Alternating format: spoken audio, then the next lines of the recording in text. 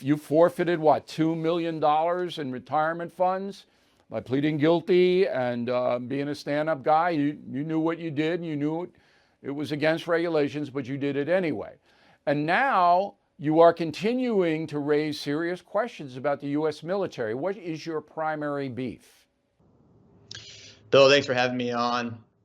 As a military member who has served in Iraq and Afghanistan, has the experiences that I have, the education that I have, right now I see us winning every single tactical battle, but losing at the operational level of war, which is the 4-star combatant commander level up through the National Security Council and the executive level, where the strategy for American war is distributed. So my beef right now, which is what you asked, is that the 4-star General McKenzie, who was the CENTCOM combatant commander, in my opinion, when he advised the president on how to conduct the withdrawal, he should have advised better. So when he gave what he thought was a plan, I know the operational planners that said we should hold on to Bagram Air Base.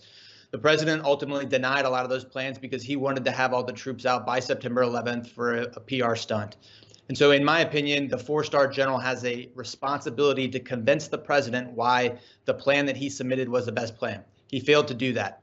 Then once the president imposed the restraints that were going to be on the plan, the general had an option to resign and say this plan can't be executed without unnecessary risk to the force. And he didn't do that. So in my opinion, at that point, he becomes responsible. He doesn't get to go back like he did in his congressional testimony and say, no, I told the president 2,500 troops, so I'm not at fault here. In my opinion, he is solely responsible. And General McKenzie, who's trying to exit in this spring, should be held accountable for the way the withdrawal unfolded. I mean, by his own admission, we left hundreds of Americans. It turns out it was thousands. We left hundreds of millions of dollars of equipment. He relied on the Taliban for perimeter security, which, no surprise, we had a suicide vest attack that got through there. We got into gunfights with the people that were holding our security.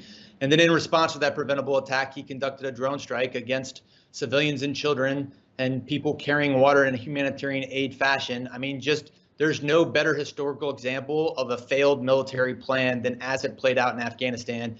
And if we want to prevent these types of things from happening again in the future, we have to start having these conversations and holding these general officers accountable.